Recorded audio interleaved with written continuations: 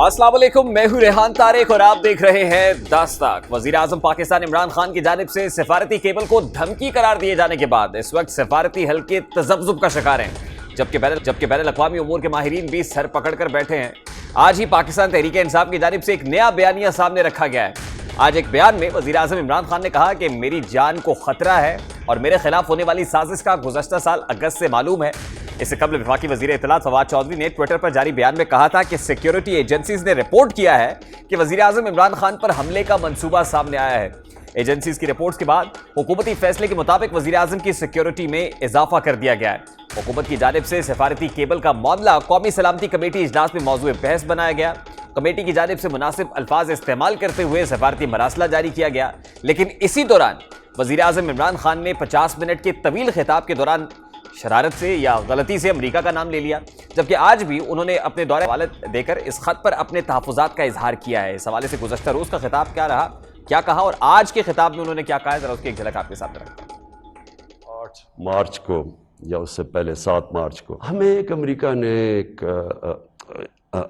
ایک باہر سے ملک نے، میں نام مطلب میرا کہ کسی اور باہر سے ملک سے ہمیں میسج آتی ہے، اور میں اس لیے آپ کے سامنے یہ میسج کی بات کرنا چاہتا ہوں، اور میں اس لیے لائیو بھی کر رہا ہوں کہ یہ ایک کسی آزاد ملک کے لیے جس طرح کی ہمیں میسج آئی ہے تو پرائم منسٹر کے خلاف ہی صرف، لیکن یہ ہماری قوم کے خلاف۔ وزیر اعظم عمران خان نے امریکہ کا نام لیا اور بعد ازاں اسے غلطی قرار دے دیا، لیکن امریکہ کی جانب سے ایسے تمام تر الزامات کی سختی سے تردید کرتے ہوئے گویا ایبسلیوٹلی ناٹ کہہ دیا گیا۔ ڈپلومیٹک کیبلز میں تجزیوں اور رپورٹس کے ساتھ ایسی لاؤڈ تھنکنگ سے بھی آگاہی دی جاتی ہے جسے دوست ممالک کے سامنے ظاہر کرنے میں حرج نہیں سمجھا جاتا۔ مذکورہ نوعیت کے ڈپلومیٹک کیبلز کا مقصد اپنی حکومت کو متعلقہ ملک میں پائی جانے والی ہر قسم کی سوچ سے آگاہ کرنا ہوتا ہے۔ ان سے کسی حکومت یا شخصیت کے خلاف سازش کی نشاندہی نہیں ہوتی ہے، ان کے مواد کو خفیہ رکھا جاتا ہے اور متعلقہ ماہرین یا پھر فورم کی سطح پر زیر غور لایا جانا چاہیے۔ مذکورہ کیبل کے بارے میں وفاقی کابینہ کو اور جزوی طور پر بعض صحافیوں کو آگاہ کیا جا چکا ہے، تو مناسب یہی تھا کہ قومی اسمبلی کا ان کیمرہ اجلاس بلایا جاتا کہ ماہرین کی مشاورت سے اعلیٰ سطح پر قومی مفاد میں مل جل کر فیصلے کیا جاتے ہیں، لیکن وزیر اعظم عمران خان اس معاملے کو اچھال رہے ہیں جو کہ کسی بھی صورت میں ملکی مفاد میں نہیں ہے۔ وزیر اعظم ہفتوں خط چھپائے کیوں بیٹھے رہے اور پہلے ایکشن کیوں نہیں لیا گیا؟ وزیر خارجہ نے ایک اعلیٰ امریکی عہدیدار کو اسلام آباد میں OIC کے اجلاس میں شرکت کی دعوت کیوں دی؟ اور اگر سب کچھ ٹھیک نہیں تھا تو اس عہدیدار سے اپنی ملاقاتوں اور عوامی سطح پر اطمینان کا اظہار کیوں کیا گیا؟ وزیر اعظم اپنی کہانی کو خفیہ رکھنے کی ضرورت کے بارے میں بیان کیوں بدلتے رہے؟ اسے قومی سلامتی اسٹیبلشمنٹ اور پارلیمنٹ کے ساتھ شیئر کیوں نہیں کیا گیا؟ اور اگر واقعی خطرہ اتنا سنگین تھا تو پھر دو سفارتکاروں کے درمیان کسی بھی معمول کے پیغامات کے تبادلے کو پاکستان کے وجود کے لیے خطرہ بنا کر کیوں پیش کیا گیا ہے کہ یہ محض ایک پاکستانی اہلکار کے تاثرات کی عکاسی کرتا ہے؟ بنیادی امریکی مفادات کے خلاف عمران خان کے کس سخت فیصلے نے صدر جو بائیڈن کو پاکستان میں حکومت کی تبدیلی پر اکسانے کی مخالفت کی ہے؟ آج اپوزیشن جماعتوں نے بھی کچھ ایویشنز کا اظہار کیا، کچھ ایسے ہی سوالات اٹھائے۔ پہلے کہا کہ امریکہ، اور اس کے بعد کہا نہیں وہ تو میں امریکہ کی بات نہیں کر رہا تھا، اور بات کر رہا تھا۔ اندازہ کریں، یہ آپ ڈرامہ بازی آپ کس کو دکھا رہے ہیں؟ آپ کوئی اتنے بچے ہیں کہ آپ امریکہ کے نام اپنے اتنی معصومی میں لے گئے اور پھر کہا کہ نہیں امریکہ کو میں نہیں کہہ رہا۔ کچھ خدا کا خوف کریں، آپ کس کو بے وقوف بنا رہے ہیں؟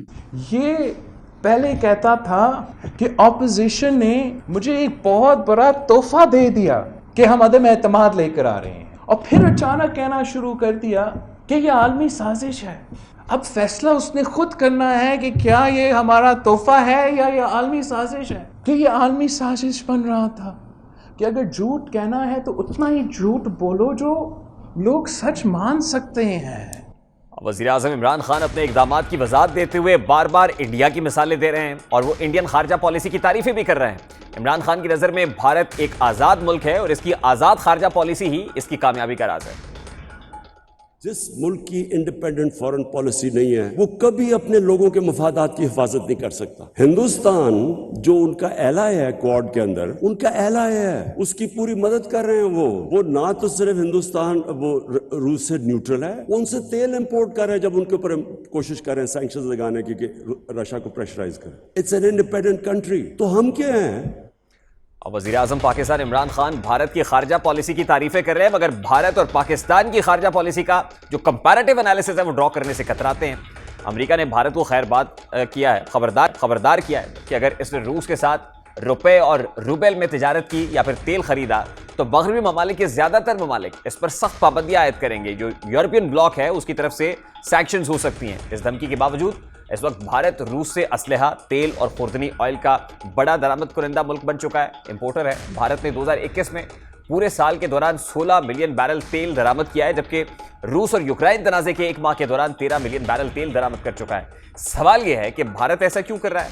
भारत रूस से $35 फी बैरल के डिस्काउंट पर तेल दरामद कर रहा है, यानी $97 फी बैरल की बजाय भारत को $62 फी बैरल तेल रूस से मिल रहा है। इसी तरह भारत आलमी महाज पर भी अपनी लॉबिंग मजबूत बना रहा है। इस वक्त रूसी वजीर खारजा सेर्जी लार्फ भारत के दौरे हैं और बरतानवी सेक्रेटरी खारजा भी भारत में है।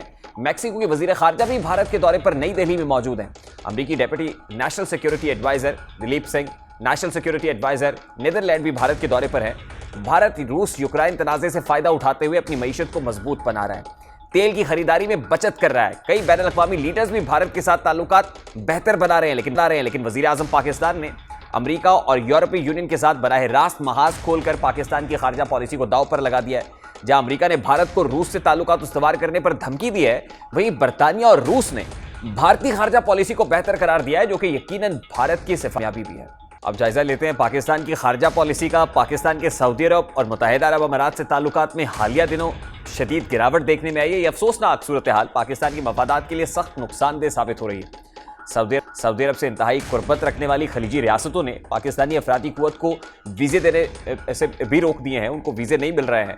पाकिस्तानी ज़र मुबादला का एक बड़ा हिस्सा इन्हीं मेहनत कशों की भिजवाई गई रकूम पर मुश्तमिल होता है। अब खदशा है कि सऊदी अरब और अमारात में पाकिस्तानी अफरादी कुव्वत की जगह भारतीय ले लेंगे और जो भारतीय वर्क फोर्स है वो यहाँ पर ज़्यादा यूटिलाइज होगी। ऐसा उस वक्त होने जा रहा है जब सऊदी अरब और दीगर ममालिक सकाफती पाबंदियों को नरम करके मईशत को गैर मुल्की सरमायाकारी के लिए खोल रहे हैं। इसी तरह वज़ीर आज़म इमरान खान के बयानात के बाद यूरोपीय यूनियन, बरतानिया और अमेरिका के साथ भी ताल्लुकात में वाज़ेह खलीज है। ऐसे वक्त में सिफारती केबल का मामला यकीनन अपने पाँव पर कुल्हाड़ी मारने के मुतरादिफ है। मामला यहीं पर भी खत्म नहीं होता है, बल्कि पाकिस्तान की स्टॉक मार्केट गुज़श्ता कई हफ्तों से मंदी के रुझान का शिकार है।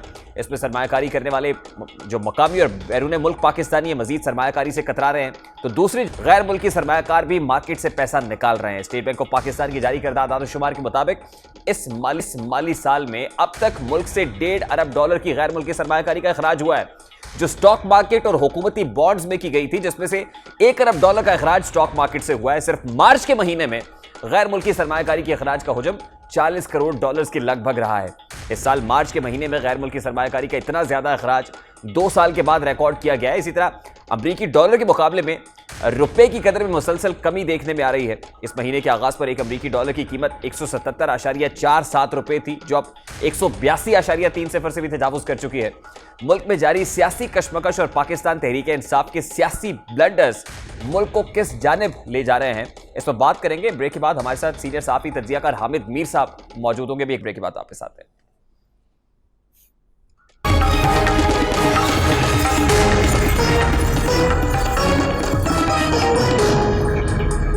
Welcome back. इस वक्त सीनियर सहाफ़ी तज्ज़ियाकार हामिद मीर साहब हमारे साथ मौजूद हैं। अस्सलाम वालेकुम मीर साहब, बहुत बहुत शुक्रिया आपके कीमती वक्त के लिए। मीर साहब, सबसे पहले फरमाइएगा, जनवरी 2022 में आपने द वॉशिंगटन पोस्ट में एक आर्टिकल लिखा और आपने उस अपने आर्टिकल के अंदर ये बता दिया था कि 2022 is going to be a very difficult year for Imran Khan साहब, और यही हो रहा है। बड़ा मुश्किल हो गया है, इससे ज़्यादा मुश्किल और क्या होगी। लेकिन इस मुश्किल की जो वजह आपने बताई थी उसका ताल्लुक आलमी मंजरनामे से नहीं था, बल्कि हमारी कुछ लोकल चेंजेस से था। वो क्या लोकल चेंजेस हैं जिन्होंने इमरान खान की मुश्किलात में इजाफा कर दिया? जी रेहान साहब, जो 11 जनवरी 2022 को वॉशिंगटन पोस्ट में मेरा आर्टिकल शाया हुआ था, उसमें मैंने वाज़ेह तौर पे लिखा था कि हमें ये पता चल रहा है कि जो फौजी क़यादत है और ख़ास तौर पे जो ISI के नए DG हैं लेफ्टिनेंट जनरल नदीम अहमद अंजुम, वो सियासत में मुदाखलत नहीं कर रहे और मीडिया पर भी नहीं आ रहे। तो मैंने ये लिखा था कि अगर ये बात दुरुस्त है और अगर फौज अब सियासत में मुदाखलत नहीं कर रही तो it's a bad news for Imran Khan, और इमरान खान के लिए तरीके अदम एतमाद का मुकाबला करना बहुत मुश्किल हो जाएगा। इसके अलावा इस कॉलम में मैंने बहुत सी वजूहात लिखी थी जिनका ताल्लुक पाकिस्तान के अंदरूनी हालात से था, जिसमें मैंने ये लिखा था कि उनकी वो पॉपुलैरिटी लूज कर रहे हैं। जो बल्दियाती इंतखाबात हुए उसमें उनको बहुत सी जगहों पे नुकसानात का सामना करना पड़ा। जो कंटोनमेंट बोर्ड्स में इलेक्शन हुए थे اس میں ان کی پارٹی جو ہے وہ زیادہ اچھی کارکردگی کا مظاہرہ نہیں کر سکی, مہنگائی بہت زیادہ ہو گئی ہے, اور اس کے علاوہ یہ بھی لکھا تھا کہ ان کے جو اپنے ساتھی ہیں تحریک انصاف کے MNAs وہ بھی ان سے خوش نہیں ہیں. اب آپ دیکھیں کہ یہ بات تو ہم جنوری میں لکھ رہے تھے, لیکن اب خان صاحب جو ہیں وہ یہ دعویٰ کر رہے ہیں جناب کہ میرے خلاف امریکہ نے کانسپریسی کیا, اور 7 مارچ کو مجھے اس کانسپریسی کا پتہ چل گیا تھا. تو یہ بڑی عجیب و غریب سی بات ہے کہ اگر مجھے جنوری میں پتا تھا کہ ان کے خلاف تحریک عدم اعتماد آ رہی ہے اور ساری وجوہات جو ہے وہ میں نے بیان کر دی, اور یہ تک لکھ دیا کہ 2022 ان کے لیے ایک نائٹ میئر ثابت ہونے والا ہے, تو پتہ نہیں ان کو سازش کے بارے میں پتا 7 مارچ کو کیوں لگا ہے. اور 7 مارچ, اور اس کے بعد پھر وہ اتنا عرصہ خاموش رہے, انہوں نے کوئی اس پہ ایکشن نہیں لیا, نیشنل سیکورٹی کمیٹی کا اجلاس نہیں بلایا, اور اس کے بعد اب آ کے وہ 2 دن پہلے انہوں نے فیصلہ کیا کہ اب ہم نیشنل سیکورٹی کمیٹی میں جائیں گے. تو ایسا لگ رہا ہے کہ جو بات مجھے جنوری 2022 میں پتا تھی وہ عمران خان صاحب کو 7 مارچ تک نہیں پتا تھی, جس کا مطلب یہ ہے کہ وہ ایک... حامد میر صاحب, اگر آپ کے اس آرگومنٹ کو بائی کر لیا جائے تو کیا سمجھا جائے کہ نیشنل سیکیورٹی کا ایشو کھڑا کر کے مقتدر حلقوں کو انٹروین کرنے کی دعوت دی گئی, جو انٹروین وہ کر نہیں رہے تھے؟ نہیں, میرا خیال ہے دیکھیں عمران خان صاحب کو بہت غصہ ہے کہ ادارے جانبدار کیوں ہو گئے ہیں, اور اس کے لیے پھر انہوں نے ایک تقریر کی اور انہوں نے کہا کہ نیوٹرل تو جانور ہوتا ہے. اب دیکھیں یہ بڑا ایک سینسٹیو سا ایشو ہے, اور میں بار بار اس کی ڈیٹیل میں نہیں جانا چاہتا, کیونکہ آئین پاکستان کا جو آرٹیکل 243 ہے اس کے تحت جو فوج ہے وہ ریاست پاکستان کا ایک ماتحت ادارہ ہے. تو اور جو آرٹیکل 244 ہے اس کے تحت ہر فوجی افسر یا جوان وہ ایک حلف لیتا ہے, اور اس حلف میں وہ پوری قوم کے ساتھ یہ وعدہ کرتا ہے کہ میں سیاست میں مداخلت نہیں کروں گا. تو اب فوج جو ہے بظاہر تو وہ چیف ایگزیکٹو کے انڈر ہے, وہ ریاست کا اور وفاقی حکومت کا ایک متحد ادارہ ہے, لیکن اس کے ساتھ ہی ساتھ آئین پاکستان فوج سے کہتا ہے کہ آپ نے سیاست میں مداخلت نہیں کرنی. اب ہم ماضی میں ہمیشہ فوجی ڈکٹیٹروں پہ صرف اس لیے تنقید کرتے ہیں کہ وہ اپنے حلف کی خلاف ورزی کرتے ہیں. تو اب اگر ہمارے ملک میں اگر جنرل قمر جاوید باجوہ اور جنرل ندیم احمد انجم اور ان کے جو باقی ساتھی ہیں, پوری جو ملٹری لیڈرشپ ہے, اس نے اگر فیصلہ کر لیا کہ ہم نے آئین کے آرٹیکل 244 کی خلاف ورزی نہیں کرنی, تو عمران خان صاحب جو ہیں وہ بجائے کہ ان کو اپریشیٹ کریں, وہ ان کو کہہ رہے ہیں جناب کہ یہ حق اور باطل کی لڑائی ہے اور اس میں آپ کو نیوٹرل نہیں رہنا چاہیے, اور نیوٹرل تو جانور ہوتا ہے.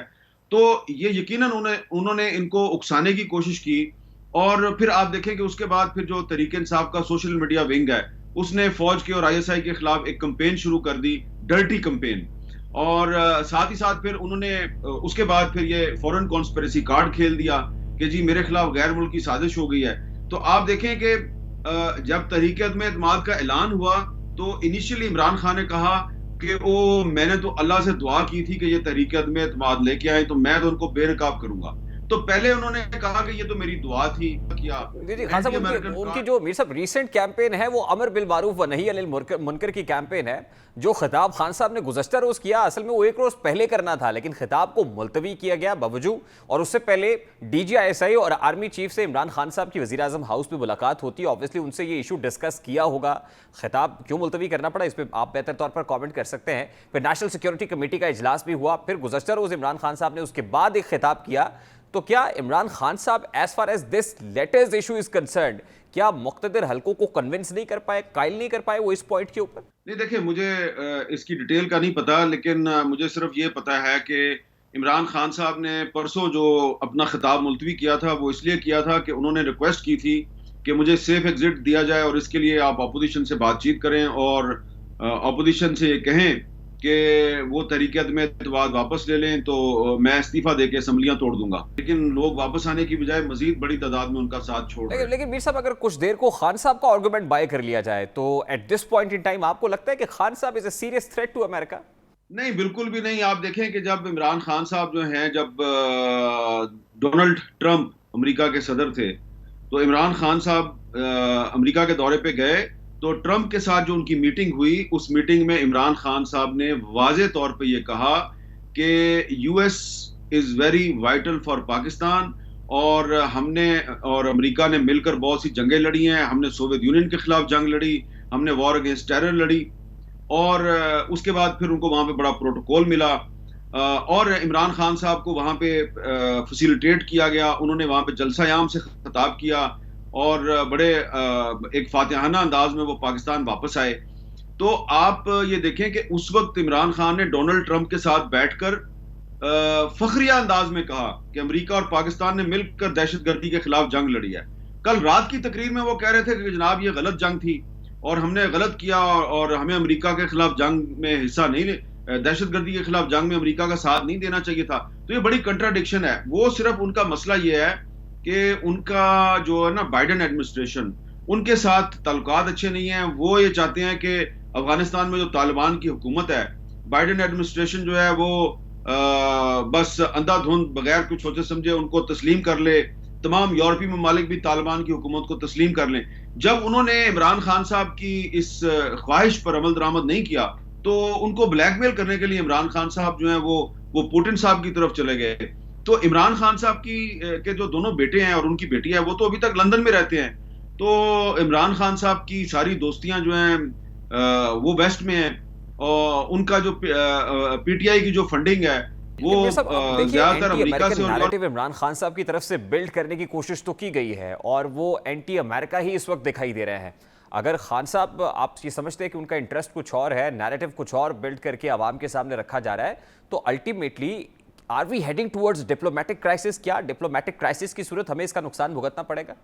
دیکھیں، میں نے تو عمران خان صاحب سے بڑے ادب سے ایک سوال کیا ہے، بڑا سادہ سا سوال ہے کہ آپ کہتے ہیں کہ آپ کو ایک پاکستانی ڈپلومیٹ کی بھجوائی گئی کیبل کے ذریعے 7 مارچ کو پتا چلا کہ آپ کے خلاف امریکہ سازش کر رہا ہے، تو پھر آپ نے 21 مارچ کو امریکی انڈر سیکرٹری آف اسٹیٹ کو اسلام آباد میں جو OIC کانفرنس تھی اس میں دعوت کیوں دی؟ اور آپ کے وزیر خارجہ شاہ محمود قریشی صاحب نے American under secretary of state کے ساتھ تصویریں کھنچوا کر خود اپنے ٹویٹر اکاؤنٹ سے ٹویٹ کیوں کی، امریکہ کا خیر مقدم کیوں کیا، اور یہ کیوں لکھا اس ٹویٹ میں کہ پاکستان اور امریکہ کے تعلقات کی 75ویں سالگرہ منائی جائے گی اس سال اور ہم اس میں بھرپور طریقے سے حصہ لیں گے. تو اس کا مطلب ہے کہ 21 اور 22 مارچ تک عمران خان صاحب نے یہ نہیں سوچا تھا کہ ان کے خلاف کوئی غیر ملکی کانسپیریسی ہو گئی ہے. یہ جب 23 مارچ کو جب پریڈ ہو گئی اور OIC کے وزراء خارجہ اسلام آباد سے واپس چلے گئے اور پھر اپوزیشن نے اپنے کارڈ شو کیے اور پھر اس کے بعد انہوں نے دیکھا کہ بلوچستان عوامی پارٹی جو ہے وہ بھی اپوزیشن کے ساتھ مل گئی، MQM بھی اپوزیشن کے ساتھ ملنے والی ہے، تو پھر انہوں نے 27 مارچ کے جلسے میں یہ غیر ملکی سازش کا کارڈ کھیلا. تو یہ بڑا سمپل سا سوال ہے کہ اگر آپ کو 7 مارچ کو پتا چل گیا تھا کہ امریکہ آپ کے خلاف سازش کر رہا ہے تو 21 مارچ کو امریکی نائب وزیر خارجہ اسلام آباد میں OIC کے اجلاس میں کیا کر رہے تھے؟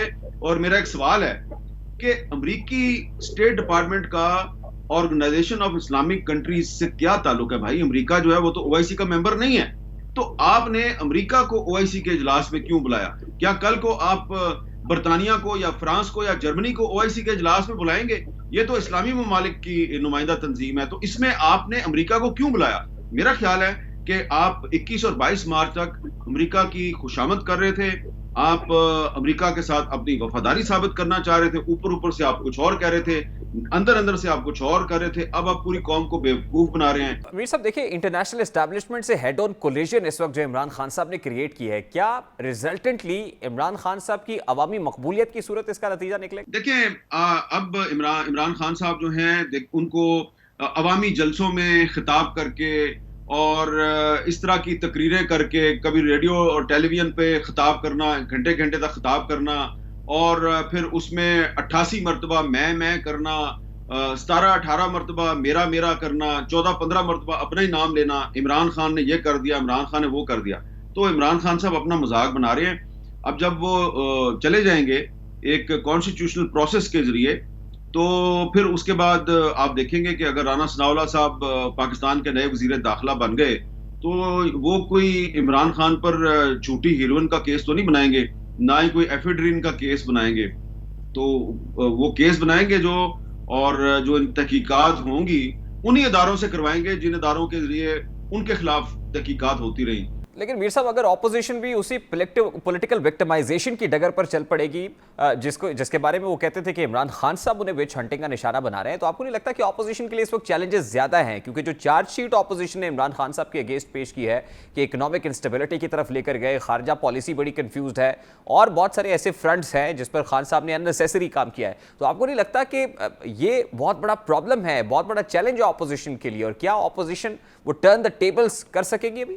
پہلی بات تو یہ ہے کہ عمران خان صاحب نے آج بھی اسلام آباد میں ایک سیکیورٹی ڈائلاگ میں انہوں نے انڈیا کی فورن پالیسی کی تعریف کی ہے. اس سے پہلے بھی وہ OIC کے اجلاس سے 2 دن پہلے ایک جلسے میں کہہ چکے ہیں کہ میں انڈیا کی فورن پالیسی کو داد دیتا ہوں اور ان کی فورن پالیسی بڑی آزاد ہے. اب ریحان صاحب میرا آپ سے سوال ہے، مجھے آپ بتائیں کہ کیا آصف زرداری یا نواز شریف یا مولانا فضل الرحمان صاحب یا کوئی پاکستان کی اپوزیشن کا لیڈر وہ انڈیا کی فورن پالیسی کی تعریف کرنے کی جرت کر سکتا ہے؟ اگر وہ ایک چھوٹا سا لفظ بھی بول دیں گے نا انڈیا کی فورن پالیسی کے حق میں، تو یہاں پہ ان کے خلاف غداری کے مقدمے درج ہو جائیں گے.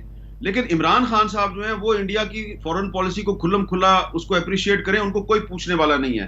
کیا انہوں نے کبھی سوچا ہے کہ ان کے یہ جو الفاظ ہیں کہ انڈیا کی فورن پالیسی بڑی اچھی ہے، بڑی آزاد ہے، اس کا جو مقبوضہ کشمیر کے لوگ ہیں ان کے دل پہ کیا اثر ہوتا ہوگا؟ وہ کیا سوچتے ہوں گے اس وزیر اعظم کے بارے میں کہ یہ ہمارے دل پہ چھریاں چلا رہا ہے، مودی بھی ہمیں مار رہا ہے اور یہ بھی اپنے الفاظ کے خنجر ہمارے دل پہ چلا رہا ہے. حامد میر صاحب ویسے ضمناً جو ہے اس وقت امریکہ بھارت کو بھی آنکھیں دکھا رہا ہے، خاص طور پہ اس پالیسی پر جو ان کی ٹریڈ کی پالیسی ہے رشیا کے ساتھ، جو آئل امپورٹ ہے یا ایڈیبل آئل امپورٹ ہے یا آرمز اینڈ ایمونیشن والا معاملہ ہے، اس کے اوپر کافی کڑے ریزرویشنز کا اظہار کیا امریکہ کی طرف سے. ایک طرف خان صاحب جو ہے وہ تعریف تو کر رہے ہیں ان کی فارن پالیسی کی کہ آج بھی انہوں نے کہا کہ انڈیا کو اس لیے کچھ نہیں کہتے کہ وہ ایک آزاد ملک ہے، ان کی فارن پالیسی آزاد ہے، لیکن ہمارے ہاں تو اس تمام تر معاملے کو ووٹ آف نو کانفیڈنس سے جوڑا جا رہا ہے، لیکن وہاں پر بھی صورتحال کچھ مختلف نہیں ہے، ریزرویشنز امریکہ کے بھارت کے ساتھ بھی ہیں. امریکہ میں اس وقت سوچا جا رہا ہے کہ امریکہ نے جو روس کے ساتھ کچھ میزائلز کے خریدنے کے بارے میں جو اس نے معاہدہ کیا ہے، تو امریکہ کی طرف سے ہندوستان پر کچھ سینکشنز بھی لگ سکتی ہیں. تو یہ جو ہماری جو اپوزیشن ہے وہ جو مرضی کہتی رہے، لیکن عمران خان صاحب تو اپنے آپ کو حب الوطنی اور پیٹریوٹزم کا سب سے بڑا لمبردار سمجھتے ہیں. ان کے جو سپورٹرز ہیں جن میں بہت سے ریٹائرڈ جنرلز ہیں، وہ سمجھتے ہیں کہ عمران خان کو یہ رائٹ ہے کہ وہ انڈیا کی تعریف کرے اور کسی کو نہیں ہے. دوسری بات یہ ہے کہ کلبھوشن یادیو جو ہے اس کے حق میں اگر نواز شریف یا آصف زرداری صاحب جو ہیں وہ پارلیمنٹ سے لیجسلیشن کرتے تو ان کا کیا حشر ہوتا؟ اگر نواز شریف یا آصف زرداری ایک بھارتی پائلٹ ابھینندن کو جس کو پاکستان نے گرفتار کر لیا تھا، اگر اس کو وہ ریلیز کر دیتے تو ان کا کیا حشر ہوتا؟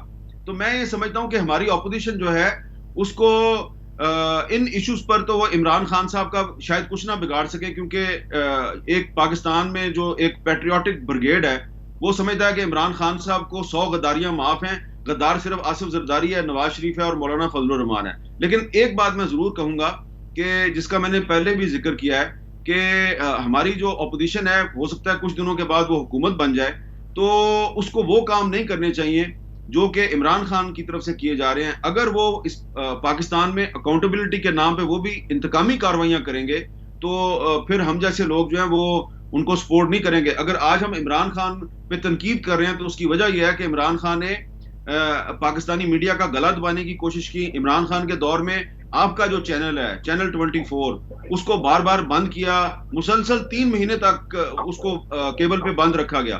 تو اگر آنے والی حکومت جو ہے وہ بھی اگر میڈیا کی آواز دبانے کی کوشش کرے گی، انسانی حقوق کی خلاف ورزیاں کرے گی اور احتساب کے نام پر انتقام کی پالیسی اختیار کرے گی تو پھر ہمیں ان پر تنقید کرنی پڑے گی. اور ایک بات میں آپ کے ساتھ شیئر کر لیتا ہوں کہ آج مجھے صبح پتہ چلا ہے کہ جو یہ اپوزیشن کی پارٹیاں ہیں انہوں نے کوئی میٹنگ کیا اور اس میں وہ ایک ایگزٹ کنٹرول لسٹ بنا رہے ہیں جس میں عمران خان کا بھی نام ہے، ان کے خاندان کے کچھ لوگوں کا بھی نام ہے، ان کے کچھ ساتھیوں کا بھی نام ہے، IG اسلام آباد، FIA کے کچھ افسران، اس طرح بہت سے لوگوں کے نام ہیں. تو ٹھیک ہے، اگر ان کے پاس ثبوت ہیں تو ان لوگوں کے خلاف کوئی ضرور کارروائی کریں، لیکن کسی کے خلاف بلا جواز झूठा मुकदमा ना बनाएं और किसी के खिलाफ इंतकामी कार्रवाई ना करें। बहुत बहुत शुक्रिया हामिद मीर साहब। जाते जाते बड़ी इंपॉर्टेंट बात कर रहे हैं कि इस वक्त अपोजिशन भी एक एग्जिट कंट्रोल लिस्ट बना रही है और उसमें वज़ीर-ए-आज़म इमरान खान साहब का भी नाम है। अब देखते हैं कि अपोजिशन उसी डगर पर चलती है जिस पे पाकिस्तान तहरीक इंसाफ हुकूमत चलती रही है, फिर पॉलिटिकल विक्टिमाइजेशन का तासुर मजीद गहरा होगा, क्या विच हंटिंग मजीद बढ़ेगी, ये तो अब आने वाला वक्त ही बताएगा। अभी ब्रेक लेते हैं, क्विक शॉर्ट ब्रेक लेते हैं, ब्रेक के बाद वापस आएंगे, हुकूमती वर्जन भी प्रोग्राम का हिस्सा बनेगा।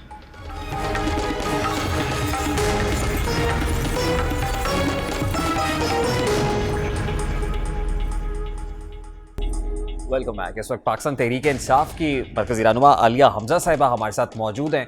अस्सलाम वालेकुम आलिया हमज़ा साहिबा, बहुत बहुत शुक्रिया आपके वक्त के लिए। आलिया हमज़ा साहिबा, at this point in time जिस वक्त मेरी आपसे बात हो रही है, वज़ीर-ए-आज़म इमरान खान साहब एक टीवी चैनल को इंटरव्यू दे रहे हैं और कुछ रेवलेशंस सामने आ रही हैं और बता वो ये रहे हैं कि मुक़्तदर हलकों की जानिब, इस्टेब्लिशमेंट की जानिब से उन्हें कुछ ऑप्शंस दिए गए। 3 ऑप्शंस थे, उसमें इस्तीफ़ा भी was one of the options, फिर अदम एतमाद भी और फिर इलेक्शंस, अर्ली इलेक्शंस भी एक ऑप्शन थी।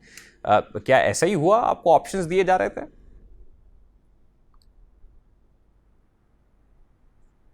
बिस्मिल्लाहिर्रहमानिर्रहीम। रेहान साहब, प्राइम मिनिस्टर जो भी कह रहे हैं वो बिल्कुल ठीक कह रहे होंगे और उन्होंने जो भी स्टेटमेंट दिया है, मेरा ये ख्याल है कि वो बिल्कुल सच्ची स्टेटमेंट है। And what options did you take, और अभी किस ऑप्शन के बारे में सोच रहे हैं इस वक्त आप? जी, हमारी ऑप्शन तो एक ही है। हम आखिरी टाइम तक देखना चाहते हैं कौन मुल्क की दुश्मनी में कहाँ तक जाता है, कौन गैर मुल्की एजेंडा पर बिकता है और कौन मीर जाफर सादिक का किरदार अदा करता है, कौन पाकिस्तान की सालमियत, पाकिस्तान की आज़ादी, पाकिस्तान की खुद मुख्तारी का सौदा करता है। हम तो देखेंगे, हम तो आखिरी बॉल तक देखेंगे, आखिरी बंदे तक देखेंगे कि क्या होता है उस दिन पार्लियामेंट के अंदर, और हम क्या पूरा पाकिस्तान देखेगा। इससे पहले कि आप किसी और सवाल पर जाए, मैं अभी आप ही के प्रोग्राम में एक ऐसे बंदे को सुन रही थी जिसने कुछ माह पहले उसी एस्टैब्लिशमेंट को गालियां निकाली थी। आलिया हमज़ा साहिबा, आलिया हमज़ा साहिबा, आलिया हमज़ा साहिबा, I am really sorry to interrupt you. एक मिनट आलिया हमज़ा साहिबा, एक मिनट आलिया हमज़ा साहिबा, मेरी बात सुनिए, मेरी बात सुनिए। बात यह है कि इस वक्त वो यहाँ पर नहीं है। आप हामिद मीर साहब के बारे में कह रही हैं इस वक्त, क्योंकि वो यहाँ पर नहीं है, वो रिस्पॉन्ड नहीं कर सकते आपको। इस वक्त मैं आपसे सवाल कर रहा हूँ, अगर मेरा आपसे कोई क्वेश्चन है तो प्लीज बताइए। इस वक्त क्योंकि वो रिस्पॉन्ड नहीं कर रहे, इस वक्त वो यहाँ नहीं है, ये कोई मुनासिब बात नहीं है, ये कोई मुनासिब बात नहीं कि उनकी तब मौजूदगी में आप एलिगेशंस दें, मेरे सवाल का जवाब दें। आज वो कौन है? I am sorry Alia Hamza साहिबा, इस तरह से नहीं चलेगा। इस वक्त वो यहाँ पर नहीं है। खुदा के वास्ते, आपने अगर मुझसे कोई सवाल करना है या कोई और बात करनी है तो प्लीज वो कीजिए। मेरा सवाल आपसे बड़ा सादा सा है। आप काउंटिंग डे पर, मैं जवाब दे रही हूं, मैंने काउंटिंग डे पर थी, मैंने कह दी है। काउंटिंग डे पर जो संडे को है, इरादा रखते हैं 1 लाख लोगों को जमा करने का?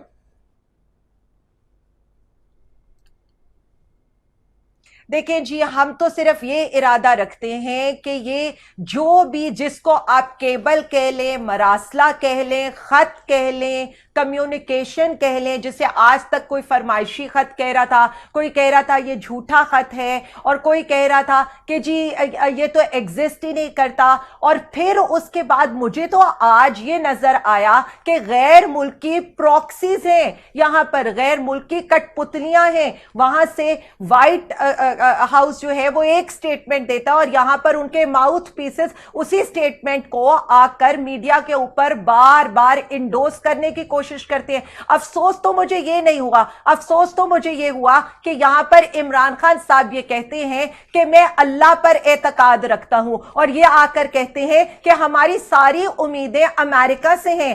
वो आकर कहते हैं शुरू अल्लाह के नाम से, ये आकर कहते हैं शुरू अमेरिका या गैर मुल्की मुल्कों के नाम से। मुझे तो बड़ा नजर आ रहा है, साफ कैटेगोरिकली सारी चीजें नजर आ रही है। इसलिए उस दिन जो फैसला करेगी वो अवाम ये फैसला करेगी। अच्छा, ये आप कह रही हैं कि ऑपोजिशन इस आलमी साजिश का हिस्सा है, इन गद्दारों को इस मुल्क पर मुसल्लत। तो मेरा बड़ा सादा सा सवाल है, क्या ऑपोजिशन पर, क्योंकि जरा बता रहे कि शायद आप ऑपोजिशन पर को बगावत का मुकदमा दर्ज कराने का इरादा रखते हैं, क्या ऑपोजिशन पर को बगावत का मुकदमा दर्ज कराने जा रहे हैं आप? देखिए, मेरा एक सादा सा सवाल है, और सादा सा सवाल का जवाब ये दें कि कल नेशनल सिक्योरिटी की जो मीटिंग थी, उस मीटिंग के कंटेंट के अंदर जो प्रेस रिलीज है, क्या कहा गया था? उसमें ये कहा गया था कि पाकिस्तान के अंदरूनी मामलात के अंदर गैर मुल्की इंटरफेरेंस नाकाबिले कबूल है। आज मुझे ये बता दें, परसों तक तो ये हमें ये कहते थे कि हमें अपने इदारों पर एतबार नहीं है। आज मेरा ऑपोजिशन से ये सवाल है, क्या इन्हें अपने इदारों की स्टेटमेंट पर एतबार नहीं है और इन्हें व्हाइट हाउस की स्टेटमेंट पर ज्यादा एतबार है, जिनका ट्रैक रिकॉर्ड ये है कि हर मुल्क के अंदर उन्होंने रिजीम चेंज किया है, मैं तो आपसे उन्होंने पूछ रहा हूं कि शिफ्ट आप कराया है ऑपोजिशन के रिजीम। अगेंस्ट कोई आप एक्शन चिली लेने जा रहे हैं ले लें, बगावत के आप अभी मुकदमे की रूस को शक्ल में? धमकी ले लें, आप पाकिस्तान को धमकी ले लें। देखिए जी, मेरा ये ख्याल है कि अगर ये जिस तरह की, मेरा तो ख्याल है कि प्रेस रिलीज के अंदर ये शो कर दिया है उन्होंने कि ये गैर मुल्की फंडेड है, तो गैर मुल्की फंडेड के बाद तो इन पर ना सिर्फ आर्टिकल 6 बल्कि 2 और आर्टिकल्स भी लगने चाहिए। लगना तो यहां पर बहुत कुछ चाहिए, लेकिन अब ये फैसला अवाम करेगी कि क्या आज तक 35 सालों ने जिस मुल्क को बेदर्दी से लूटा है उनको मुसल्लत होने देना है? वो लोग जो मॉरली लिबरली अवाम तो जो भी फैसला करेगी, उससे पहले आलिया हमजा साहिबा इस वक्त बड़ी एग्रेसिव टोन दिखाई दे रही है मुझे हुकूमत की और हुकूमत के वफाकी वज़रा की। अभी थोड़ी देर पहले फवाद चौधरी साहब ने एक ट्वीट किया और वो कहते हैं कि वजारत कानून का चार्ज वो कल संभालने जा रहे हैं और उसके बाद पहली कार्रवाई जो करेंगे वो शहबाज शरीफ की जमानत मनसूखी के लिए मूव करेंगे। उसके बाद मैं देखता हूं कि चीफ वेप है आपके आमिर डोगर साहब, वो भी ये कह रहे हैं कि हमने खुसूसी टीम तश्कील दे दी है संडे के लिए। फिर ये खबर भी आ रही है कि मुनहरिफ अराकीन के खिलाफ रेफरेंस दायर करने की मंजूरी भी दे दी गई है। तो क्या समझा जाए कि अब और अब के बाद जो है वो बड़ी सख्त कार्रवाइयां, यानी अब जो आखिरी दमों पे अगर हुकूमत समझ रही है खुद को, तो बहुत एक्शन होने जा रहा है, अब मौला जट एक्शन होगा? रेहान साहब, मैं एक सवाल पूछ सकती हूँ? अगर वजीर कानून ये कहता है कि एक बंदा जिसने जो जमानती है, एक ऐसे भगोड़े शख्स का जो 50 रुपए के स्टाम्प पेपर पर अपनी बीमारी की भीख मांगकर भागा है, उसकी जमानत कैंसिल होने का ऑर्डर देना है, तो उसमें क्या गैर आईनी है? मैं तो सिर्फ पूछ रहा हूं कि ऐसा ही करने जा रहे हैं मुनहरिफ अराकीन के अगेंस्ट 63A, सिर्फ एक सेकेंड 63A हमें ये कहता है कि अगर वो हमारे अगेंस्ट वोट करते हैं, पार्टी के अगेंस्ट डिसीजन करते हैं, तो उनके अगेंस्ट हमें इलेक्शन कमीशन में रेफरेंस फाइल करना चाहिए। उसमें क्या चीज गैर कानूनी है? तो मेरा तो ख्याल है हम तो तशरीह का वेट कर रहे थे। इन ईदर केस वो असेंबलियों की सीट से तो हाथ धोएंगे ही धोएंगे। अब उनकी डिस्क्वालिफिकेशन कितनी होनी है, लाइफ टाइम होनी है या क्या होना है?